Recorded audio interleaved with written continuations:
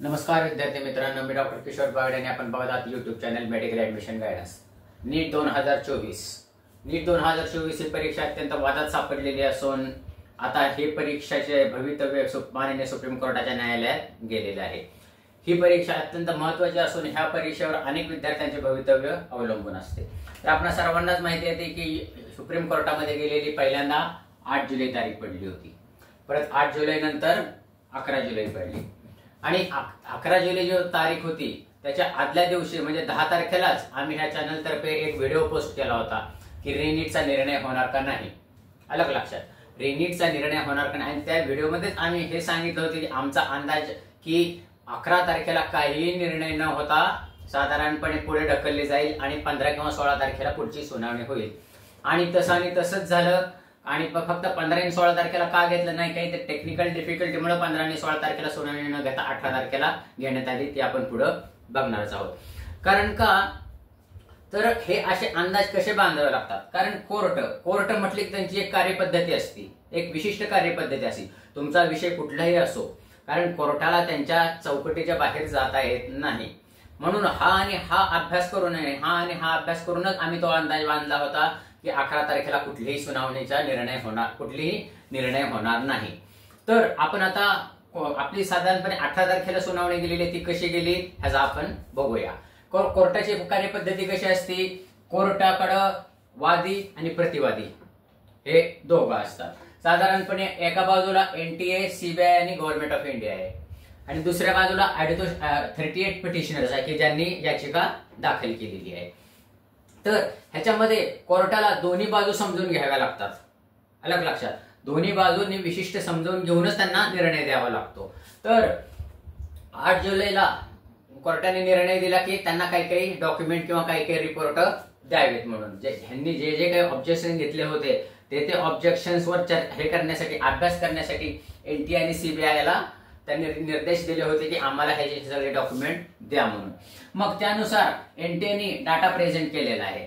एनटीएने कोणाची मदत घेतली तर IIT मद्रास ह्या मोठ्या शिक्षण संस्थेची मदत घेतलेली आहे आणि डाटा अनालिसिस करून त्यांनी माननीय सुप्रीम कोर्टाला डाटा सादर केलेला आहे। म्हणजे तो कसा सादर केलेला आपण बघितलेला आहे की ते म्हणजे नीटमध्ये कुठलीही गडबड झालेली नाहीये, ते त्यांच्या पद्धतीनं सांगितलेलं आहे। आणि सीबीआयला पण सांगितलं होतं की सीबीआयला हे सांगितलं होतं की तुम्ही सगळे रिपोर्ट आम्हाला किती ठिकाणी FIR म्हणजे फर्स्ट इन्व्हेस्टिगेशन रिपोर्ट दाखल केलेले आहेत, त्याचं सगळं रिपोर्टिंग करा। आणि सीबीआयने पण माननीय सर्वोच्च न्यायालयाला सादर केलेले आहे। आणि हे कधी केलेलं आहे तर 10 जुलै रोजी केलेलं आहे। अलग लक्षात, 10 जुलै रोजी एनटीए आणि सीबीआय यांनी माननीय सर्वोच्च न्यायालयाला हे सादर केलेले रिपोर्ट सादर केले। मग ते रिपोर्ट काय आहेत हा तर अभ्यास करायला पाहिजे। अलग लक्षात, कारण तो अभ्यास केल्याशिवाय तर कसा निर्णय देणार। आणि ह्यांनी जे काही दिले त्याचं एक प्रत ह्या 38 पिटिशनरला पण द्यावी लागणार ना। म्हणून आमच्या अंदाजाप्रमाणे बरोबर ठरलं आणि 11 जुलैला माननीय सर्वोच्च न्यायालयाने हे दिला की निकाल दिला, म्हणजे सुनावणीमध्ये हे सांगितलं की आमच्याकडे रिपोर्ट आलेले आहेत पण त्या रिपोर्टवर अभ्यास करणं आम्हाला गरजेचं आहे। म्हणून आम्ही 11 तारखेऐवजी ह्याची सुनावणी आम्ही 15 तारखेला घेऊ।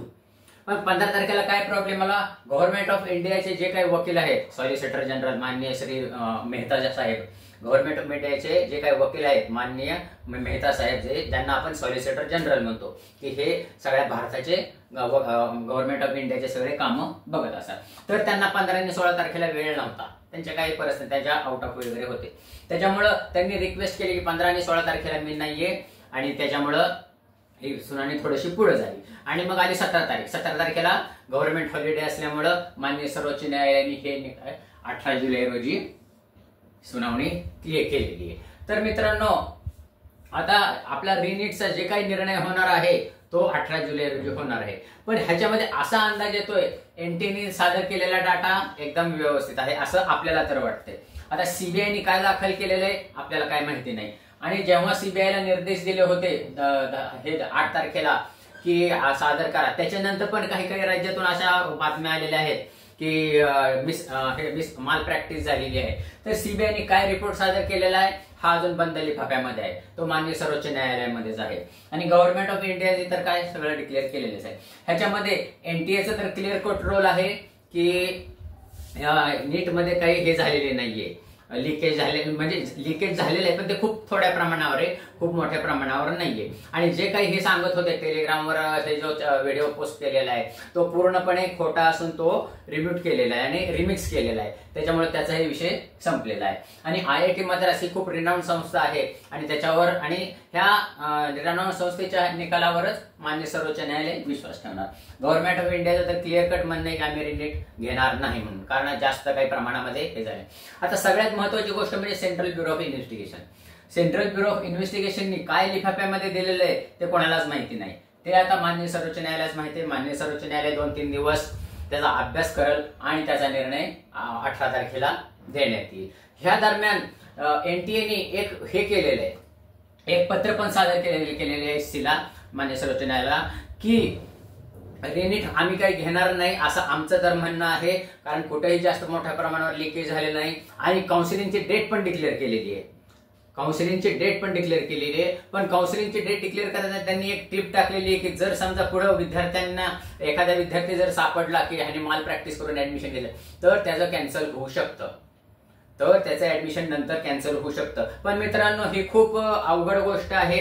ह्या विषयावर मी पुढचा व्हिडिओ तयार करणार आहे की NTA ने जी काही स्टेप घेतलेली आहे की काउन्सिलिंग लगेच सुरू करायची आणि त्याच्यामध्ये एक टिप टाकलेली आहे की ज्यांनी माल प्रॅक्टिस केलेले विद्यार्थी जर पुढे उघडकीस आले तर त्यांना ऍडमिशन कॅन्सल करता येईल. तर ह्याच्यामधून काय प्रॉब्लेम येणार आहेत ह्याच्यासाठी मी पुढचा व्हिडिओ तयार करणार आहे. तो व्हिडिओ तुम्ही निश्चित पहा. या व अशाच माहितीपूर्ण व्हिडिओसाठी ह्या चॅनल सबस्क्राईब करा, बेल आयकॉनवर क्लिक करा आणि आपल्या मित्रांना शेअर करा. एवढं बोलून आजचा विषय थांबवतो. जय हिंद, जय महाराष्ट्र.